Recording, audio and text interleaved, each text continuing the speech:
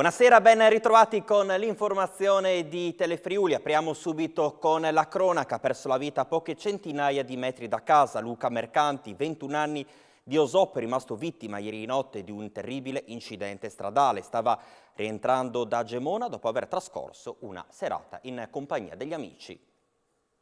Stava rientrando da Gemona, dove aveva trascorso una serata con gli amici alla festa del formaggio, quando, probabilmente a causa di un colpo di sonno, in viale Volontari della Libertà, a poche centinaia di metri da casa, ha perso il controllo della propria auto ed è andato a scantarsi con un albero che costeggia la strada. È morto così ieri notte Luca Mercanti, 21 anni, di Osoppo, operaio edile per un'impresa di Martignacco. Dopo l'allarme lanciato dalla guardia giurata di passaggio, con una telefonata al 912, gli infermieri della centrale Sores hanno inviato immediatamente sul posto in codice rosso l'equipaggio di un'ambulanza e l'elisoccorso. Per l'automobilista, nonostante tutti i tentativi di rianimazione del personale sanitario, non c'era più nulla da fare. È morto a causa delle gravissime lesioni riportate. Una notizia che ha sconvolto il paese, dove la famiglia di Luca, pur essendo molto riservata, è attiva, conosciuta e ben voluta. È un carissimo amico di famiglia perché è uno dei migliori amici di mio figlio, coetaneo, hanno studiato insieme, un dolore proprio, uno sconvolgimento anche per noi non immaginabile. Non te l'aspetti, è qualcosa che a quest'età non te l'aspetti, è l'ultimo dei pensieri che ti possono venire in mente e non potrai mai abituarti a questa idea. Immagino cosa possa provare la famiglia avendo un figlio della stessa età, insomma, cosa possa provare la famiglia, che dolore immenso stamattina li abbia raggiunti. In via Percoto, dove il giovane viveva con i genitori pensionati e la sorella maggiore, sin dalle prime ore della mattina c'è stato un continuo via vai di persone che hanno voluto far sentire la propria vicinanza ai parenti in un momento così difficile. Avete sentito anche le dichiarazioni del primo cittadino Luigino Bottoni. Questo pomeriggio in via Subida a Cormons, un 17enne alla guida di uno scooter è andato ad impattare contro un autobus. Immediato l'invio sul posto dell'elisoccorso di un'ambulanza proveniente proprio da Cormons stesso. Nell'impatto il minorenne è stato sbalzato per una quindicina di metri, riportando una lesione molto seria alla gamba, oltre a vari politraumi. È stato trasportato d'urgenza all'ospedale di Udine, rilevi da parte dei carabinieri della compagnia di Gradisca di Sonzo. Travolto da una pianta, riportato traumi agli arti e alla testa, è stato trasportato all'ospedale Santa Maria della Misericordia di Udine in condizioni serie. Il boscaiolo, che poco dopo le 12 di oggi è rimasto infortunato in quota sotto il monte Quarman in prossimità di Sella Foredora. Raggiunto dagli operatori del soccorso alpino di Udine Gemona, l'uomo è stato stabilizzato per essere poi affidato alle cure del personale dell'equipe del 118. Il Tribunale di Udine ha condannato un kosovaro residente a Fontanafredda a 2 anni e 2 mesi di reclusione per violenza sessuale. Un anno fa l'uomo palpeggiò e cercò di baciare una 22enne di Talmassons. Si introduce nell'abitazione di una ragazza di 22 anni, poi la palpeggia e cerca di baciarla, condannato a 2 anni e 2 mesi di reclusione per violenza sessuale. È la pena inflitta dal Tribunale di Udine a Jack Mirametti, kosovaro di 35 anni, residente a Vigonovo di Fontanafredda. I giudici hanno accolto la richiesta di condanna formulata dal PM Letizia Puppa. L'episodio è avvenuto a Talmassonsi il 12 ottobre dello scorso anno. L'uomo ha seguito la ragazza fin sulla soglia di casa. Nel momento in cui lei ha aperto la porta, il 35enne l'ha spinta all'interno ed è entrato a sua volta. Stando al capo di imputazione, l'ha tirata a sé cercando di baciarla e poi l'ha palpeggiata con insistenza, nonostante le proteste della giovane. Il 35enne si è fermato solo quando la donna ha minacciato di chiamare i carabinieri ed è riuscita finalmente a divincolarsi. La marijuana a 446 grammi complessivi era nascosta un po' dappertutto, nel guardaroba, in camera da letto e pure in salotto. In un'altra stanza poi c'erano 3 piante giunte a maturazione, pronte per il raccolto. E la scena che si è presentata ai carabinieri del Norm di Tolmezzo quando giovedì mattina hanno perquisito l'abitazione di un uomo di 45 anni, residente a Pradamano, poi arrestato in flagranza per detenzione di stupefacente ai fini di spaccio. I militari dell'Arma erano giunti al 45enne grazie al ritrovamento di 50 grammi di marijuana che lui avrebbe ceduto a terzi alcuni mesi prima per 300 euro. L'arrestato è stato ovviamente condotto in carcere e poi l'arresto è stato convalidato ieri dal GIP di Udine, Emanuele Lazzaro, che ha disposto per il 45enne la misura cautelare degli arresti domiciliari. Hanno preso un accendino e senza dare nell'occhio hanno dato fuoco alla merce esposta, momenti concitati questa mattina all'interno del supermercato Interspar di Martignaco, quando improvvisamente i locali sono stati invasi da del fumo.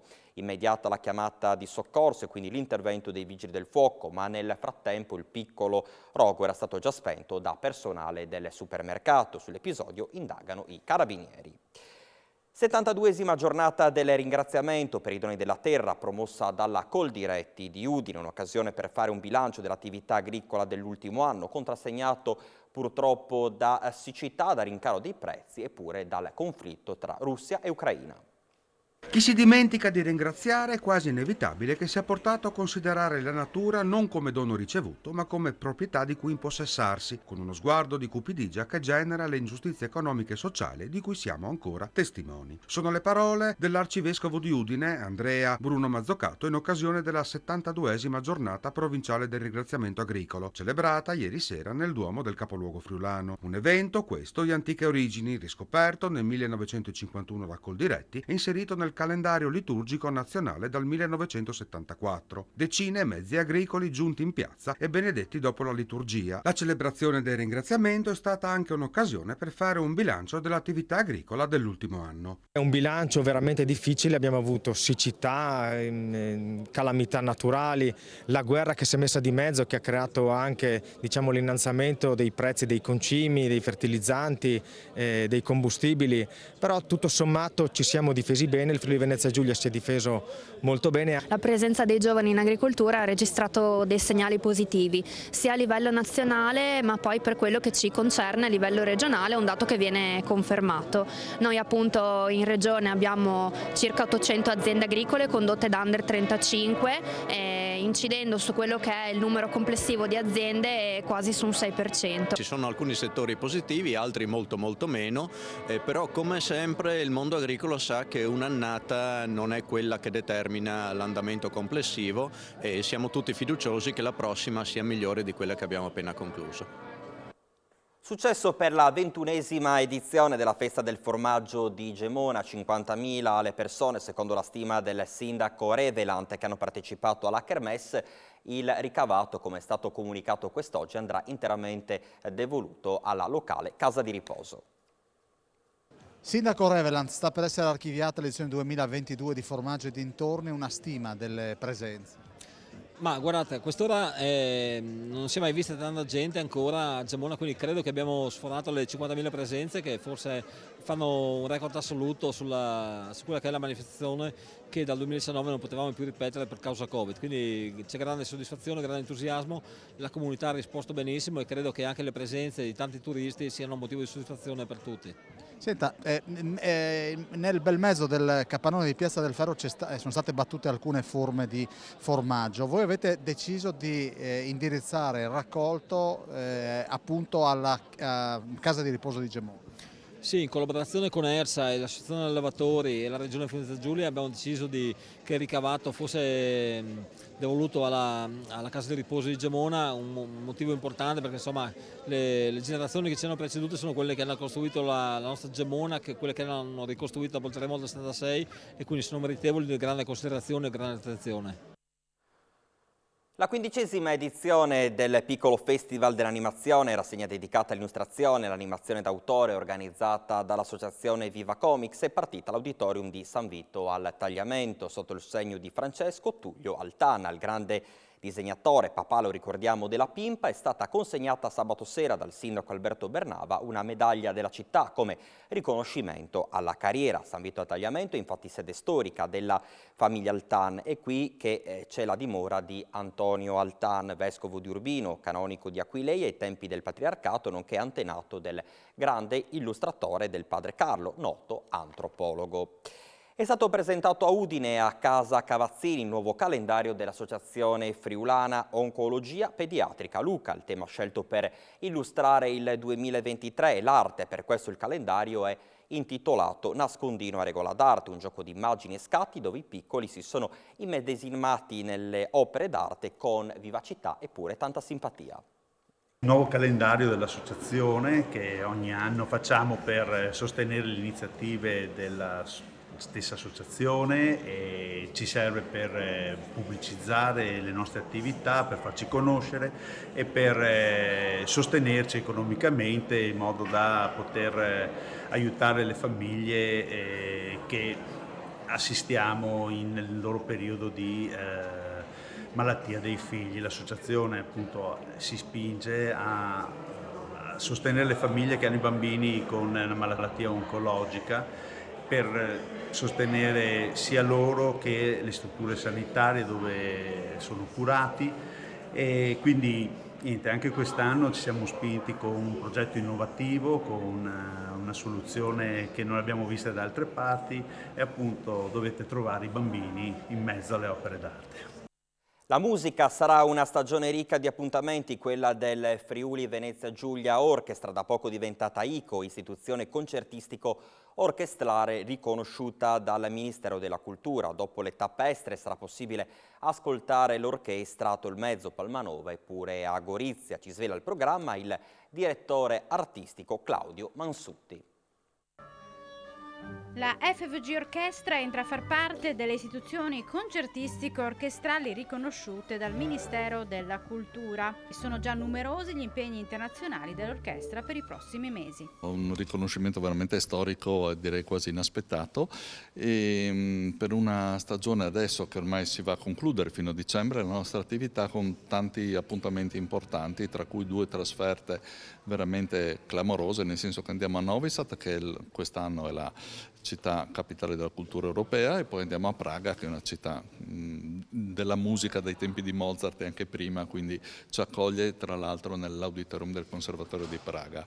Ma poi abbiamo tutta una serie di appuntamenti, saremo a Gorizia, Tolmezzo, Pordenone, Trieste, Udine, i concerti di Capodanno, i concerti di Natale, veramente un'attività distribuita su tutto il territorio regionale come è da funzione della FVG Orchestra. Chiudiamo con lo sport, il basket, nella pallacanestro rimonte successo ai danni del Nardò da parte della Web Gestecco. Le Aquile gialloblu litigano a tratti con il canestro, ma nel finale mettono tutti a tacere e vincono 63-60. Rimonta il successo finale per la Web Gestecco. Ieri sera a Cividale sono arrivati 2 punti molto importanti per la squadra di coach Pillastrini, dopo un match molto nervoso e sofferto in cui Nardò ha dato l'impressione, con una difesa molto aggressiva e molta determinazione, di poter sfruttare un momento in cui le Aquile gialloblu hanno litigato per lunghi tratti col canestro. Finisce 63-60 con i padroni di casa che riescono a neutralizzare l'ultimo decisivo possesso dei pugliesi con una spettacolare difesa per chiudere poi con 2 liberi di Adrian Chiera. Grande festa a fine partita al Palagestecco ed enorme soddisfazione da parte di coach Pillastrini e del presidente Davide Mikalic. Abbiamo finalmente nel secondo tempo messo un agonismo speciale. Oggi veramente le percentuali di tiro non ci assistevano, sbagliavamo tutti i tiri che facevamo, però a un certo punto abbiamo rimediato, abbiamo girato la partita con i rimbalzi d'attacco, con i recuperi difensivi, col cuore, col temperamento. È la nostra caratteristica, è quello che fa innamorare il pubblico. Dobbiamo cavalcarla, poi se facciamo qualche canestro in più è meglio. Però oggi non facciamo mai canestro, quelle giornate difficilissime dove sembra tutto storto, sembra che i dei del basket abbiano deciso di voltarsi le spalle, sembra, poi esce il cuore infinito di questi ragazzi, il cuore infinito di questo allenatore, di questo staff, il pubblico che dice non si passa qua e vinciamo così. Era questa dunque la nostra ultima notizia, grazie come sempre per l'attenzione, rimanete con noi perché la serata sarà come sempre all'insegna della programmazione scoppiettante in compagnia di Telefriuli. Grazie ancora.